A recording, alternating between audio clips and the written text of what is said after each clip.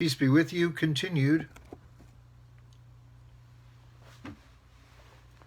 Out to Save the World with Stephen Gaskin. Continued. He talked about the power of truth. He said weed doesn't get you high, the truth gets you high. I knew he was telling the truth because I had smoked good weed with folks who were not being straight and felt weird and bad. Nothing close to high, even though the weed was really good and strong. The high and the low is in the vibration, in the people, not in the object. So I knew what he was talking about. For myself and for many, the keynote of Stephen's message was, whatever you pay attention to is what you get more of.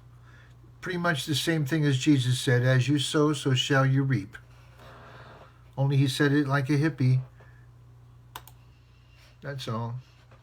He didn't think he was Jesus or anybody. He just was he used to say, I'm not a leader, I'm just a teacher. If you lose your leader, you're leaderless. But if you lose your teacher, hopefully he taught you something that'll get you through. So, just so you know, I wasn't following some crazy man. He wasn't perfect, but he was way ahead of most of us in his understanding. Continued. But we were city folks. And sowing and reaping were merely concepts to most of us, not realities. We got our food from the market, not from the earth, most of us. So Stephen's simple yet profound rewording of many other basic truths made it much easier for us to wrap our brains and consciousnesses around, and it fed our souls and spirits. He broke it down, the truth, into digestible components for his peers, a great gift, and much appreciated. He said things like, if things are 98 bad and 2% good, no problem. Concentrate on the 2%. He gave us all hope. Remember, Vietnam was going on. It was raging. And the government, and Nixon was president. And it was like that was as bad as it ever was then. It was like Trump now. Nixon was about as bad as it ever was up to at that point. And he was president. Vietnam was going on. And Stephen was saying stuff like, if things are 98% bad, 2% good, concentrate on the 2%. And so he gave us all hope, something positive to focus on in a time of unjust war and moral darkness in our country. Aside from the light he and others shed at the time, that darkness has only gotten darker. I understand now what I did not before. Allah is allowing things to unfold as they are on earth in his wisdom and for his purpose. Allah has it all completely covered. After Stephen and the caravan rolled out of Colombia, I knew what I had to do.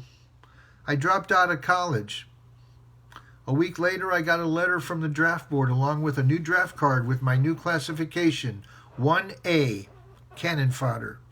They didn't waste a minute. I read the card very carefully, one intensely thoughtful night, and sent it back to them.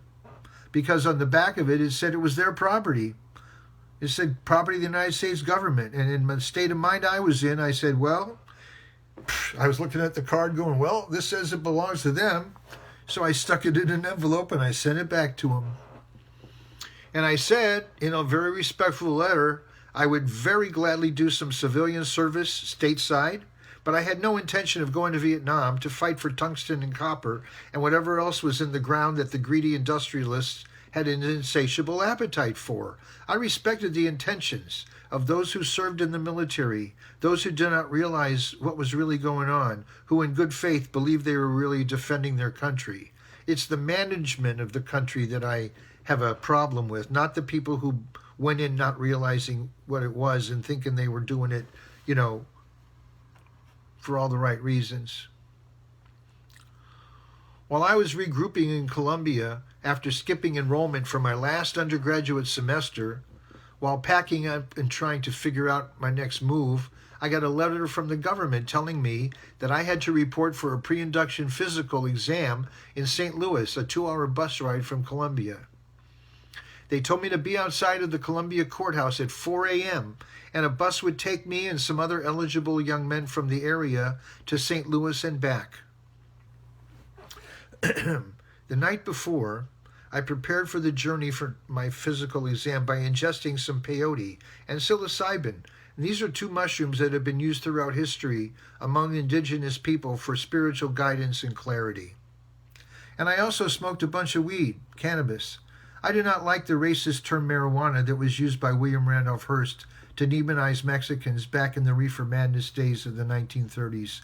During my college years, I tried a few mind-altering substances, never used a needle, and the result was that I felt I had been catapulted way ahead of society in consciousness and compassion. It was up to my divinely given free will to use what I had learned from my insights or not. It didn't make me feel like better or superior. It wasn't an ego trip at all. If anything, ego would kill it. Ego would completely destroy the experience. This was not an ego trip. I was just trying to get closer to everything good and true. I've always tried to use all that has been given to me in right action for the highest good. And although I had tried some pretty strong laboratory-made psychedelics that opened my mind to a lot of valuable information about life and about myself, I limited my usage of mind and consciousness expanders to entheogenic natural plants, what our Creator made in their most original and authentic states, cannabis in particular. Something Stephen said comes to mind is paraphrased. Acid, LSD, is like a rocket ship, and weed, which is cannabis, is like a burro, and it's only a mile to town. Now let me just say something right here. This is an aside from the book. I am not advocating the use of any of these substances. I know there might be kids reading this or hearing about this or watching it or whatever, and I just want to say I am not advocating the use of these things. These were all vehicles in my life to get me somewhere. Okay? I don't advocate its use now for partying or anything like that. I happen to have bilateral neuropathy, and I do use some of that for medicinal purposes, but it's not to party or to get quote unquote high or anything like that. And whenever I did use this, I always regarded the term getting high as being getting closer to God, not as in getting goofy or crazy. I just wanted to say that. Because anyone who might be watching this who has young people around, or any young people who are watching it on their own, just to let you know, this isn't permission to go out and get stoned. It's not about that. Okay. At present, I do not use any external substances for consciousness expansion, natural or synthetic. It's not part of Islam. Cannabis is, however, accepted as medicine for many diseases, and some very serious, with the approval of observant doctors in states where it's legal. So there I was, waiting in the cool darkness outside of the Columbia, Missouri courthouse as some other young men began to show up for the bus ride to St. Louis. This was for our exam, for our it's called pre-induction physical, okay? So these kids were showing up, and they had wine and Ripple and other brands, cigarettes, little thin-tip cigars stuffed in their jackets. These are kids. These were country kids. These were kids from the middle of Missouri, farm boys, young, innocent, barefoot boys with cheeks of tan, farm boys. They were just innocent young men. Okay, and they were. You could feel anyway. I was offered a swig or two from their Ripple, and I politely refused them. I told them I was doing just fine, and I certainly was. I was blessed with the capacity to be high as a kite, as in God Most High, in a state of realizing I'm always in the presence of the Holy One, assisted by Allah's nature, and still be able to function in normal life. It's a gift. And that was my normal.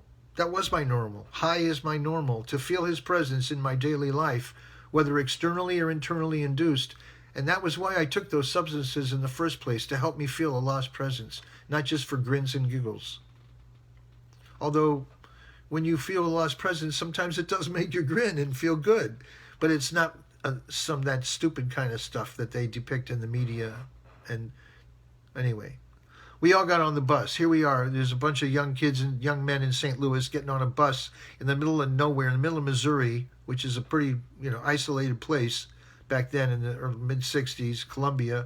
At the courthouse, this bus pulls up in the dark, 4 a.m., Greyhound bus. It was chartered, I guess, by the government to bring a bunch of young men to St. Louis, which is 2.5 hour ride to go get our pre-induction physical. Okay, that's them setting the mood. And all of them everyone's jittery and nervous, and they all got their little stash of whatever with them, and I'm feeling no pain, and we're all getting on the bus. We all got on the bus. The fear was palpable, even though there were a lot of nervous laughs and tough talk by the young guys. They were all afraid and trying not to show it, for that would not be manly by their macho man social